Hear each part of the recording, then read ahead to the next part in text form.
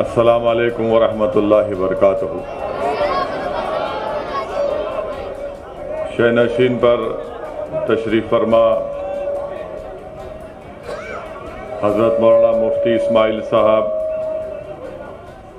रुकन असम्बली मालेगांव महाराष्ट्र मजलिस इत्तेहादुल मुस्लिमीन, जनाब साबिर भाई साहब सदर गुजरात मजलिस इत्तेहादुल मुस्लिमीन, हैदराबाद के रुकन असम्बली जनाब जाफ़र हुसैन मेराज साहब, साबिक़ा रुकन असम्बली महाराष्ट्र जनाब वारिस पठान साहब, मोअज़्ज़िज़ उलमाए कराम, मशाइख़ीन उज़्ज़ाम, मेरे अज़ीज़ दोस्तों और बुज़ुर्गों, मेरे गयूर नौजवान साथियों, मैं आप तमाम का दिल की गहराइयों से शुक्रिया अदा करता हूँ कि आप तमाम ने अपना कीमती वक्त निकाल कर आज के इस मजलिस इत्तेहादुल मुस्लिमीन के जलसे में शिरकत की। मैं आपका शुक्रिया अदा करता हूँ और अल्लाह से दुआ करता हूँ कि अल्लाह सुब्हाना व तआला आपके दिलों में जो अल्लाह ने अपने फ़ज़ल से मजलिस इत्तेहादुल मुस्लिमीन के लिए जो मोहब्बत पैदा की, ये मोहब्बत अल्लाह सुब्हाना व तआला इसको क़ायम और दायम रखे। और इंशाअल्लाह ताला आपका यहाँ पर हज़ारों की तादाद में जमा होना, मुझे यकीन है कि वडगाम की सरज़मीन पर एक नया सियासी इनकलाब लिखा जाएगा इंशाअल्लाह। मेरे अज़ीज़ दोस्तों और बुज़ुर्गों, आपने अभी मुफ्ती इस्माइल साहब से बसीरत अफरोज़ खिताब सुना, फिर साबिर भाई साहब ने अपने एहसासात को आपके सामने रखा और फिर वारिस पठान साहब ने गुजराती में और उर्दू में अपने जज्बात को आपके सामने रखा। मैं आपके पास सिर्फ इस बात का पैगाम देने आया हूँ कि ये हमारा वतन जिसको हम भारत कहते हैं, इस वतन अजीज़ को हमने, हमारे बुज़ुर्गों ने, हमारे असलाफ ने अपने खून और पसीने से और अपनी कुर्बानियों से इस मुल्क को आज़ाद करवाया। और इस मुल्क की आज़ादी में जहाँ पर हमारे बुज़ुर्गों ने अपना सब कुछ कुर्बान किया, वहीं पर तारीख़ गवाह है कि हमारे बुज़ुर्गों ने माल्टा की जेलों में तकालीफ उठाई, अंग्रेज़ों के जुल्म का शिकार होना पड़ा, अपने घर बार को उनको छोड़ना पड़ा, तभी जाकर इस मुल्क को आज़ादी मिली।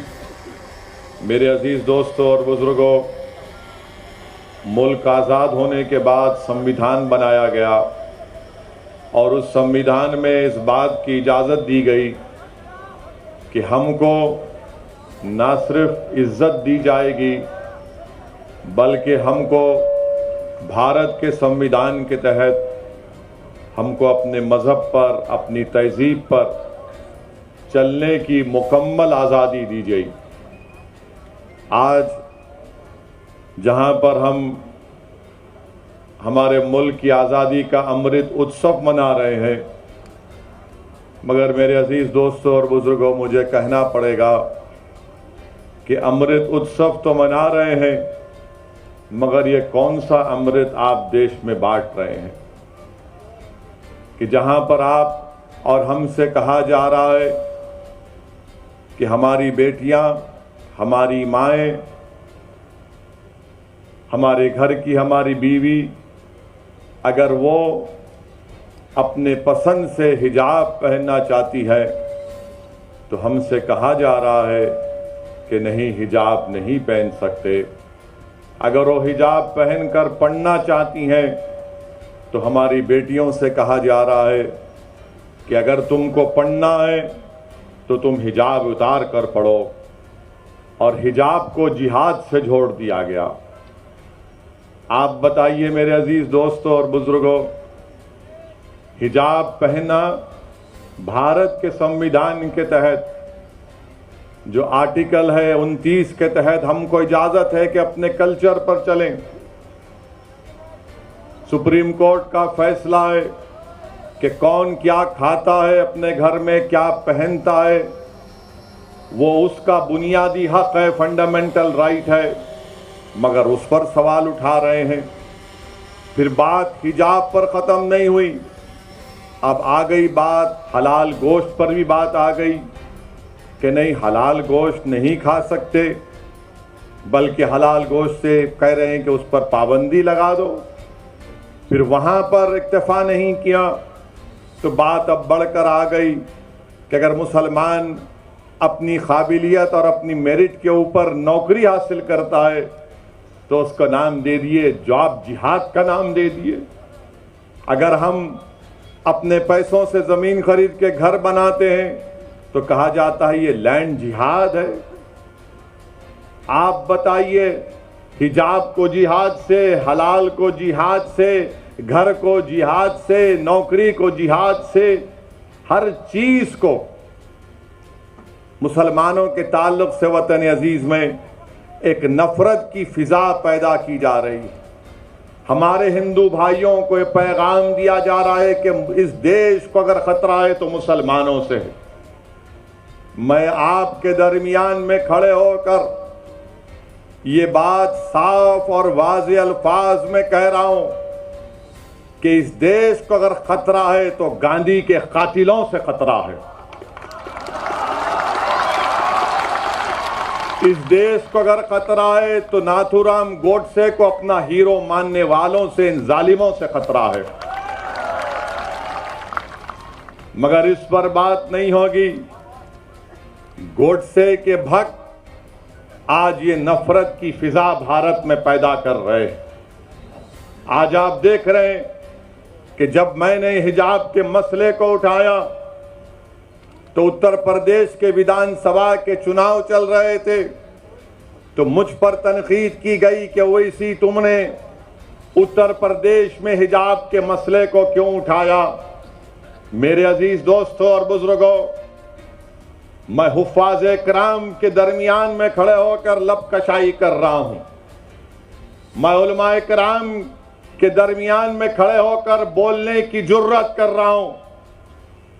मैं सियासत के मदरसे का तालिब इल्म हूं और सियासत सीखने की कोशिश कर रहा हूं, और सियासत का तालिब इल्म होने की बुनियाद पर मैं ये कह सकता हूं कि हर चीज इस्लाम दुश्मन ताकतें ये देखती हैं कि मुसलमानों को मुल्क के एक हिस्से में चुमटी लेकर देखो, तनकीद करके देखो, इनको हिलाकर देखो, इनका रद्द अमल क्या होगा। जब मैंने हिजाब के खिलाफ आवाज उठाई और कहा कि हिजाब हम पहनेंगे, हमारी बेटी, हिजाब हमारा बुनियादी हक है, अगर आज हिजाब पर खामोश हो जाओगे तो कल कहेंगे दाढ़ी बहुत लंबी है, कम कर लो।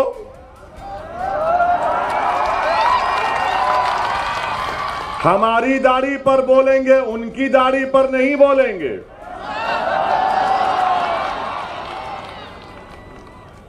कल कहेंगे कि नहीं टोपी बड़ी ठीक नहीं है, टोपी उतार लो। तो ये कोशिश जो मुल्क में की जा रही है वो क्या है? तनकीद करने वाले करो मुझ पर तनकीद, मगर हिजाब को क्यों टारगेट किया जा रहा है? क्योंकि मुसलमानों का कल्चर उनसे छीन लिया जाए, मुसलमानों की तहजीब को उनसे छीन लिया जाए। जब मुसलमानों को उनकी तहजीब और तमद्दुन से दूर कर दिया जाएगा तो मुसलमान क्या रहेगा? एक जिंदा लाश रहेगा। इसीलिए मैं आपसे कह रहा हूं कि आपको अपनी एक सियासी ताकत और अपनी आवाज को बनाना है।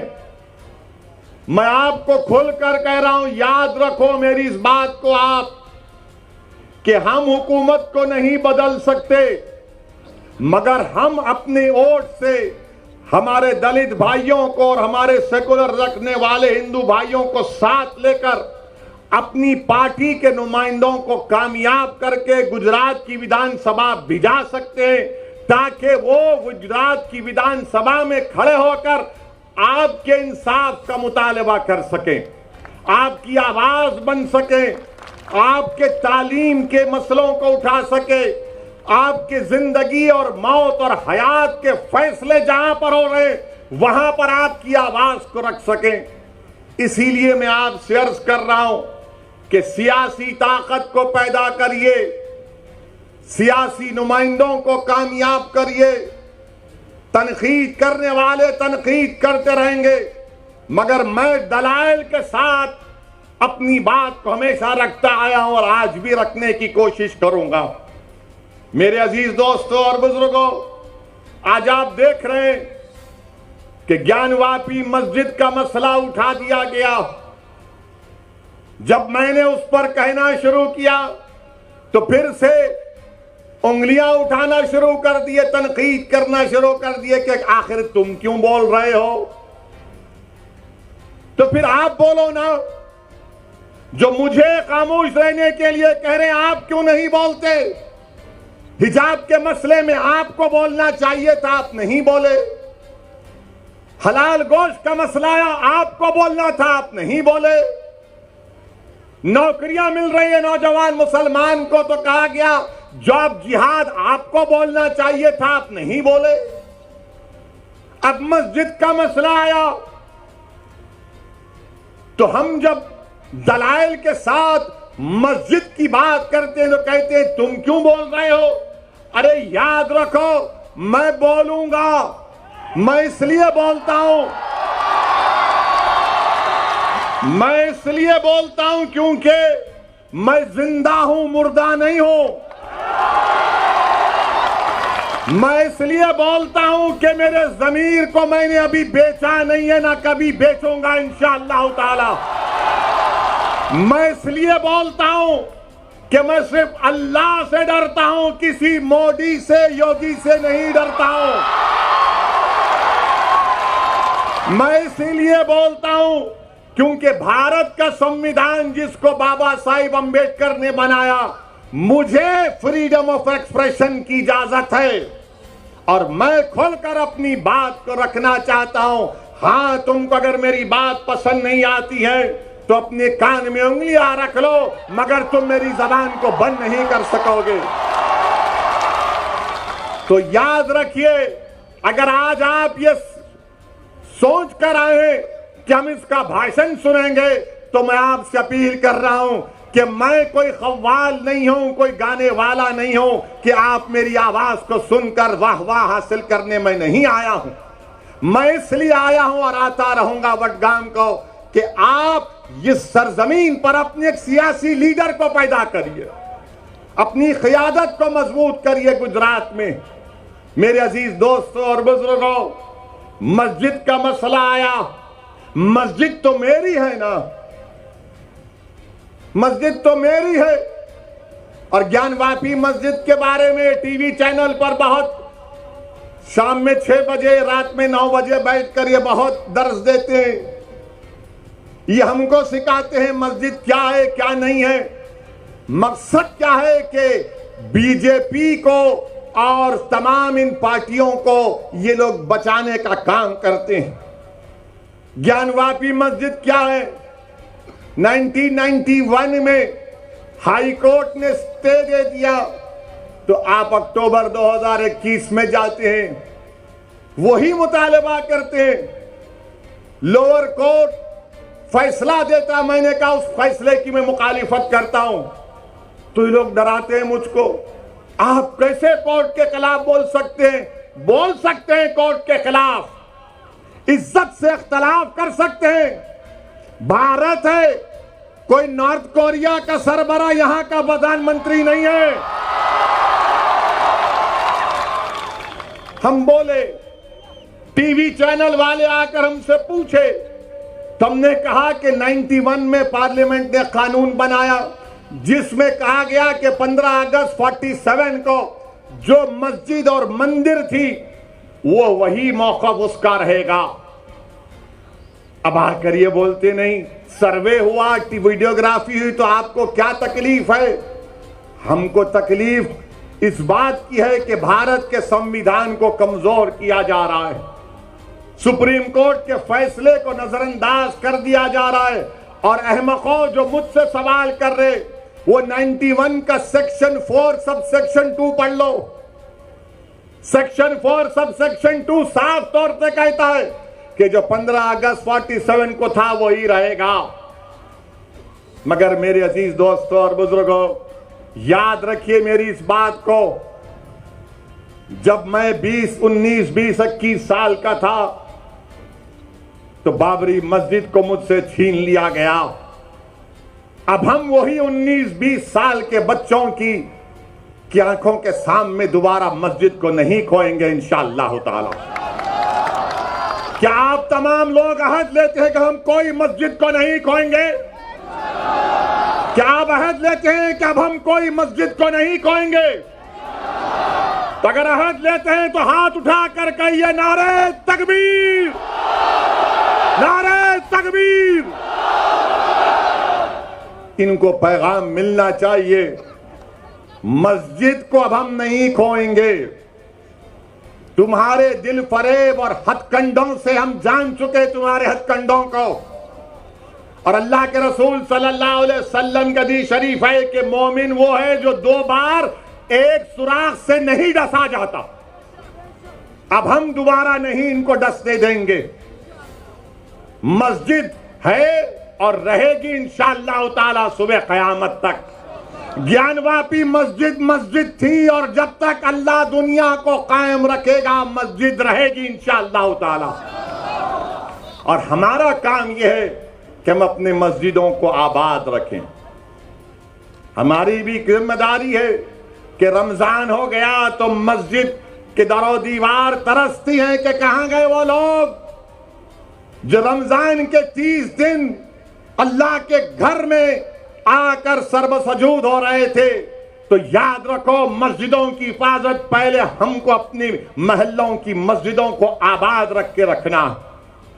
अगर हम अपने महल्लों की, गांव की मस्जिद को आबाद रखेंगे तो ये शैतानी ताकतें जो ललचाई हुई नजरों से हमको अपनी तहजीब से महरूम करना चाहती हैं, इनको पैगाम मिल जाएगा कि अब दोबारा मुसलमान भारत का मस्जिद खोने को तैयार नहीं है। मेरे अजीज दोस्तों और बुजुर्गों, मगर आज ज्ञानवापी का मसला आया, हिजाब का मसला आया, तो क्या कांग्रेस पार्टी ने कुछ कहा? कोई कांग्रेस के लीडर ने कहा? नहीं बोलेंगे। क्या समाजवादी के या आप पार्टी के किसी कायद ने कहा? नहीं बोलेंगे। क्यों नहीं बोलेंगे? क्योंकि इनको मालूम कि मुसलमान तो डराओ, इसको डराओ और डरा कर वोट हासिल कर लो। इनको मालूम कि मुसलमानों का जहन उसमें डाल दिया गया कि नहीं नहीं, आपको सरकार को बदलना है।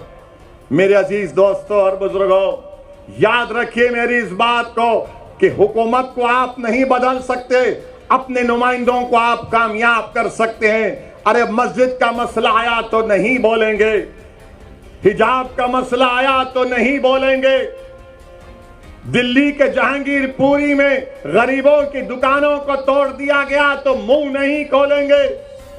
मैं जब दुकानों को दिल्ली में तोड़ा जा रहा था, जब बुलडोजर दुकान के पास पहुंच चुके तो किसी गरीब ने मुझे फोन करके कहा कि ओवैसी क्या तुम आओगे या नहीं आओगे?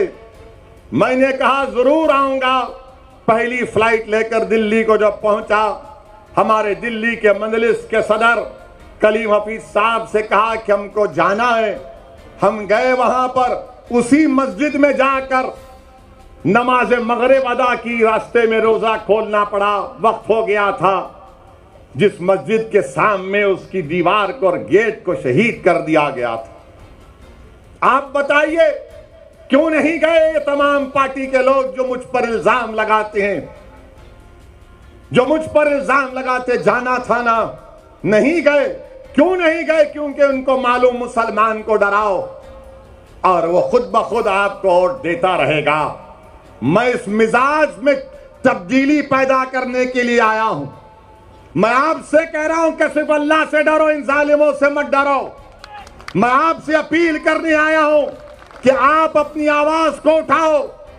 अगर मुल्क में ये तमाम हालात पैदा हो रहे हैं तो उसका मकसद क्या है कि भारत के मुसलमानों को डराया जाए, उनको खामोश कर दिया जाए और उनको मुसलमान सिर्फ उनकी घर तक रखा जाए और बाहर में मुसलमान के कोई मजारे ना करें।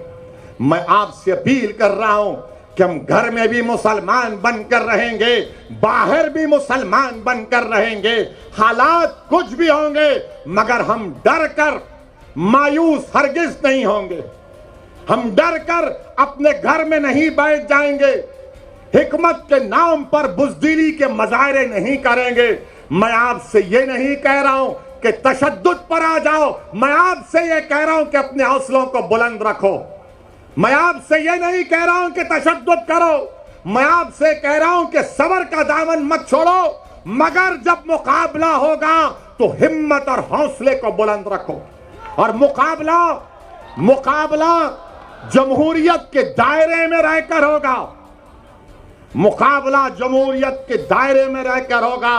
हम पीठ नहीं दिखाएंगे, सीना तान कर अपने हक के लिए लड़ेंगे।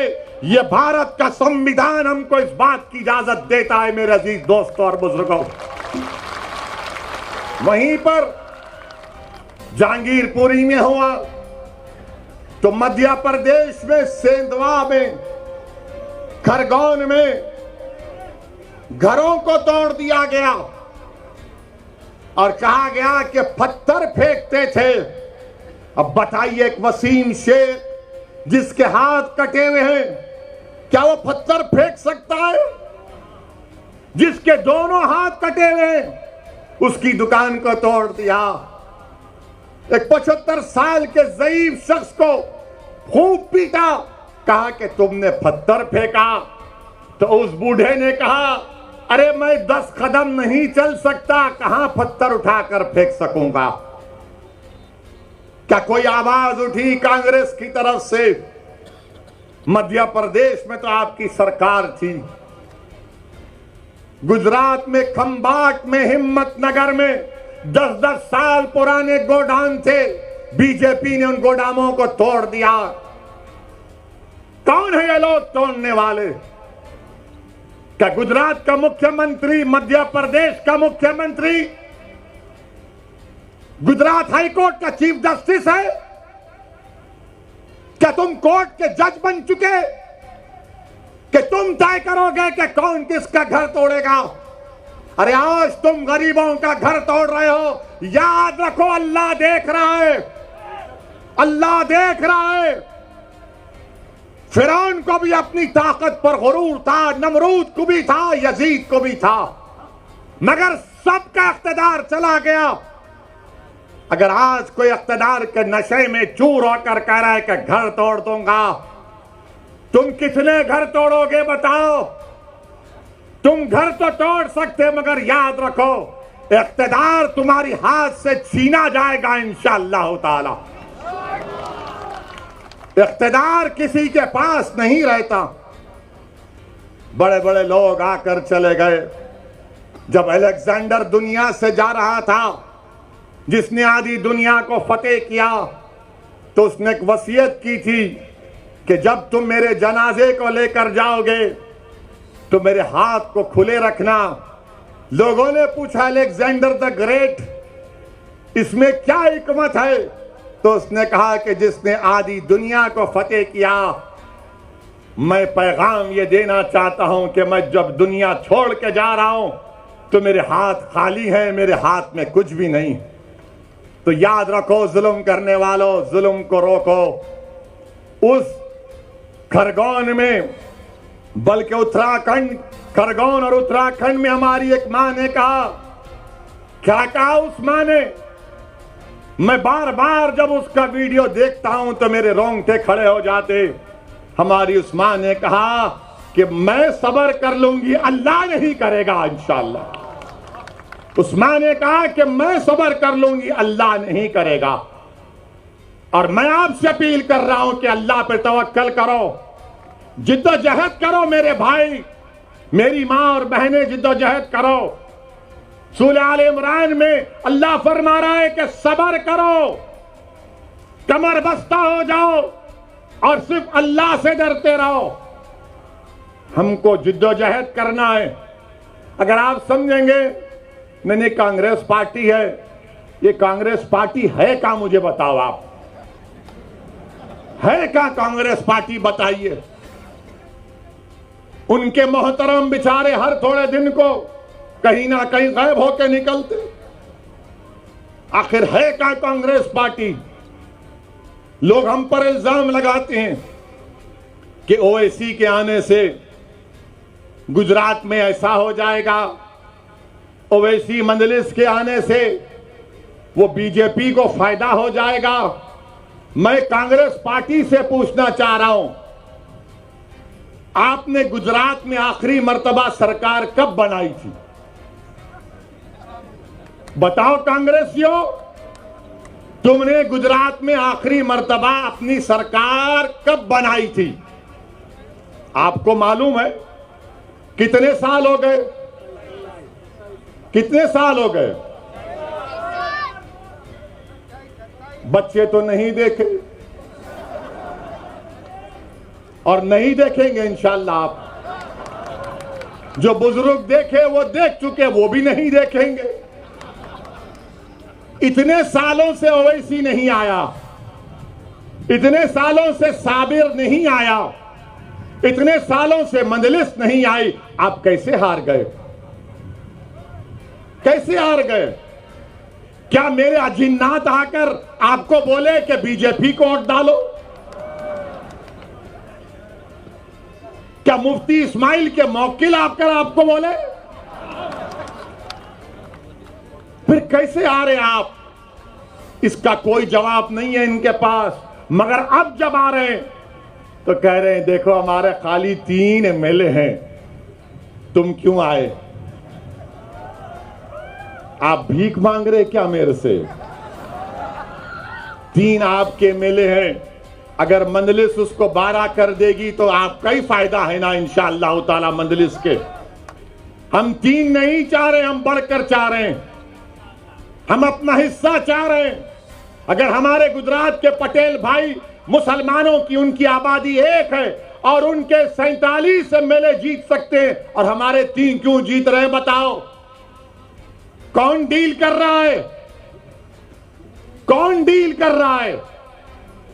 मेरे अजीज दोस्तों और बुजुर्गों, और फिर कांग्रेस के 12 एमएलए बीजेपी में भाग गए। मेरे से पूछ कर गए थे क्या? 12 भाग गए। क्या मैंने उनको बिठाकर हैदराबाद की बिरयानी खिलाई?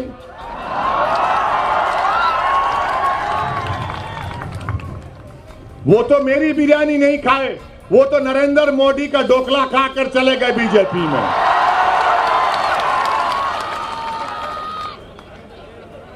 अब कांग्रेस पार्टी कुछ नहीं बोलेगी इस पर। नहीं, आप क्यों आ रहे? राहुल गांधी अमेठी में हार गए, मैं नहीं था। कैसे हार गए राहुल गांधी बताओ? फिर आप केरल को जाते हैं, केरला को, वहां पर जीतते। क्यों जीतते? क्योंकि 35% मुसलमान है। अमेठी में हार गए, मैं नहीं था, मंजलिस नहीं थी। मगर बोलेंगे नहीं नहीं ओवैसी वहां से गुजरा था, मैं तो गया भी नहीं। आपके 12-13 एमएलए गुजरात से चले गए। क्या यह बात सच नहीं है कि वडगाम के कांग्रेस के जो साबिका एक एमएलए थे मनी भाई चले गए, टाटा कर गए? क्या आपके खाने की दुकान पर मनी भाई खाकर गए थे क्या कि भाई यहां पर अच्छा खाना मिलता है, मैं खा के जाऊंगा? मनी भाई चले गए।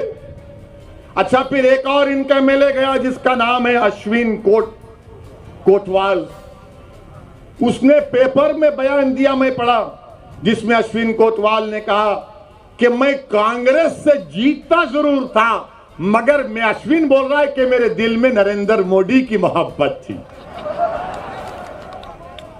क्या मोहब्बत है कांग्रेसियों की, जबान पे मुसलमान और दिल में मोदी की मोहब्बत है, और आकर हमसे कह रहे हैं कि आप इलेक्शन क्यों लड़ रहे हैं।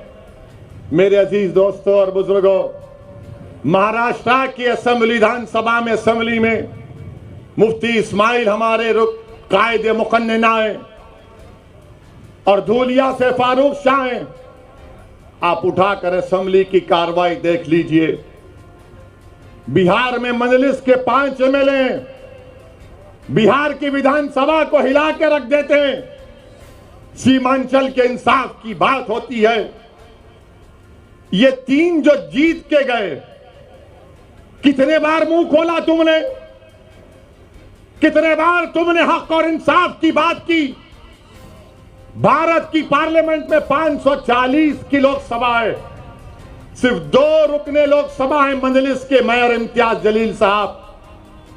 अब जब दोनों में से कोई एक खड़ा हो जाता है 5-6 मिनट के लिए बोलने के लिए, तो बीजेपी के 300 एमपी खड़े हो जाते हैं, क्या बोलेगा सुनने के लिए।